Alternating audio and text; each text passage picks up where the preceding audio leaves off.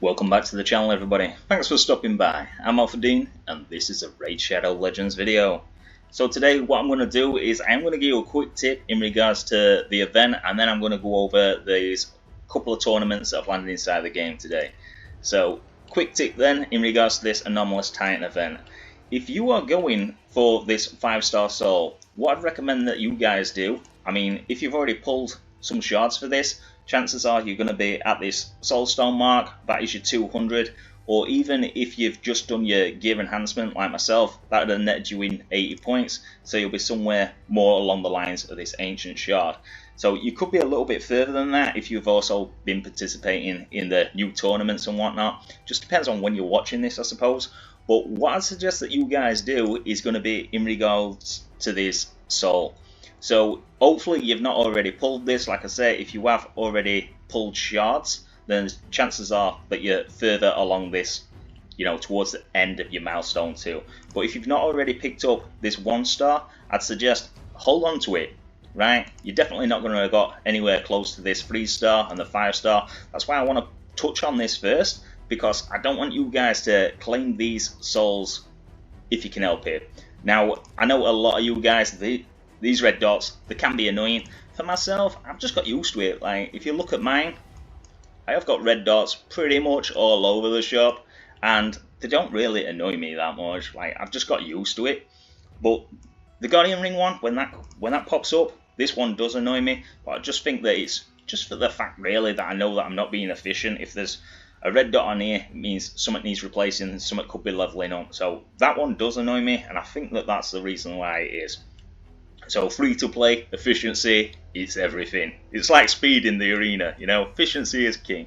So yeah, with that in mind then, don't pick up, these souls. And the reason that I say that is because playing them, they've got a habit of dropping in your soul chase tournaments. So your soul chase tournaments, the ones where you get points for the rarity of the souls. So 1-star, they don't bring in that much points, but your 3-star and your 5-star, they do bring in quite a significant amount of points in regards to the first milestones on a tournament. So you'll pick up the first or the second rewards. Now, they're not going to be anything huge, but like I said, for myself, I'm free to play. Probably you guys watching are free to play as well. Free resources, they are free resources. You know, why would you not pick them up? For the sake of just not clicking on these, you know, to like, it's not really going to benefit you that much, is it? For your souls, especially your littler ones. For Embrys, I suppose actually the HP, everything I suppose benefits Embrys, but still I wouldn't pick these up for the sake of a week, 5 days, you know? Hold on to it, get your free rewards if they drop it. There's nothing to say that Plarium will do a soul chase event, but if they do, like I said, it is free rewards, and this is mythical. So normally they're only legendary champions. I'm not quite sure the difference in points, but I know that mythicals do tend to bring in a lot better rewards. So this is something that I'd very much hold on to if you can put up with the fact that you are going to have a red dot here. So again, it is going to be up to you guys. Can you put up with that? Can you not? But in my opinion, it's very much worth doing. Hold on to your souls, and then that way, if there is a soul chase tournament, you're going to get free rewards for it. Now, like I said, they're not going to be amazing rewards. It could just be the fact that it's 100 energy, 150 energy, something like that, but it's still free stuff, you know what I mean? So yeah, that's what I'm going to be doing, and I wanted to get that information out to you guys as fast as what I could. So tournaments that have dropped today is going to be your champion training tournament and your ice golem tournament. Now let's have a look at this ice golem tournament. Now, to me, this tournament is absolutely beautiful. So don't let Plarium lead you into a false sense of security with this. There is no way that these tournaments are going to carry on like this. Expect the future ones that are further on into these events to be much more tricky than this. The ones that say that they are going to be special rules, I would not expect them to be like this at all. So this, to me, is probably as easy as what it's going to get in regards to special rules. Because they've not set the faction. We can pick whatever faction that we want to do this from. And not only that, it didn't have to just be faction specific. So they could have done this where it's just use rare champions, just use epic champions, you know? stuff like that, which would have made this so much harder. And the fact that it's not only from a faction, but it's a faction of our choosing, it just opens this up for a lot more players, a lot more earlier on game players as well. So to me, I think this is pretty much misleading. I don't think that this is going to be how they proceed with the special rule ones. I just want you guys to bear that in mind. Now, it is great at the minute, because we have got this champion training tournament going on alongside it as well. So we can double dip in this event. And if you are able to run your stage 20 with this champion training going on and do food at the same time, then I highly recommend it. So you can do this however you want. So if you've got to use 3 champions and 2 food to do this, then do that.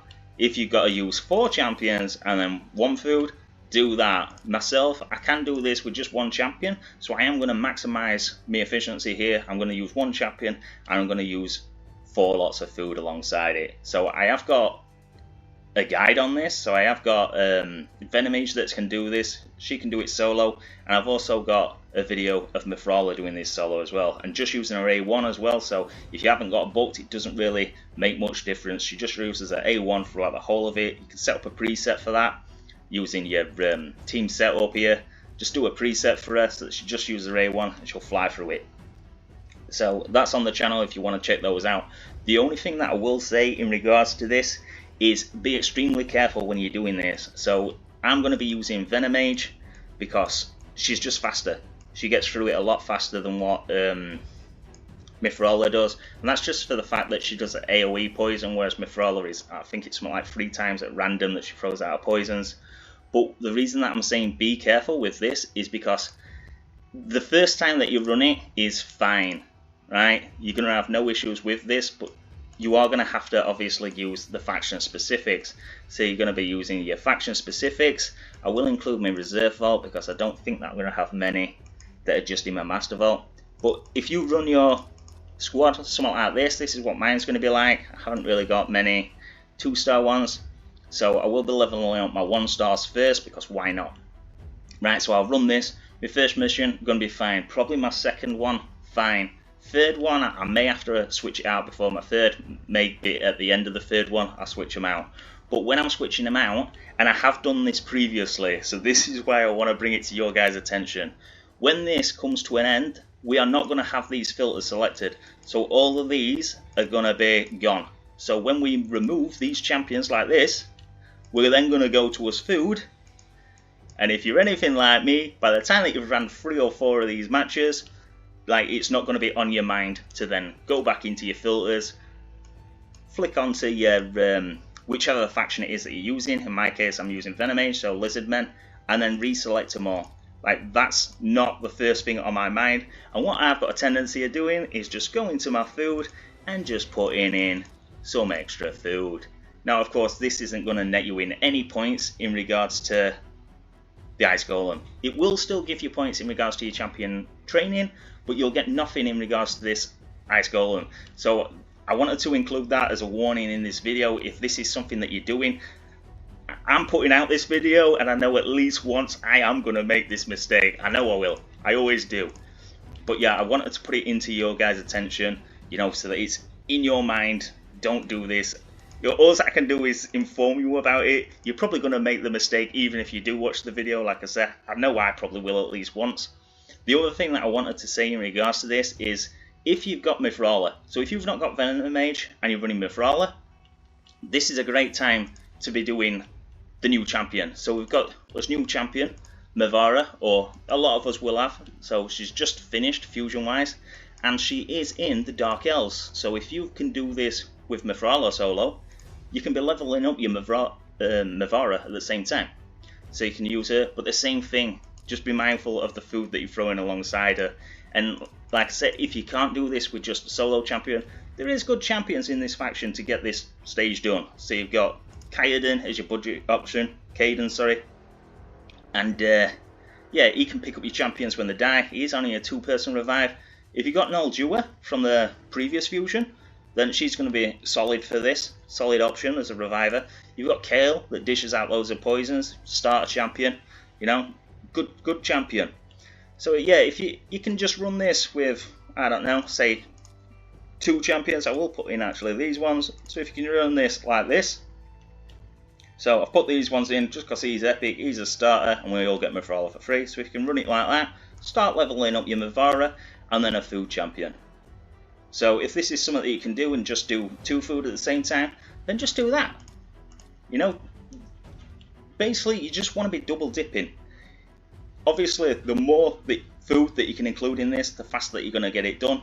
But the main thing is that you're being efficient. So yeah, I just wanted to put that word of warning in there for you guys.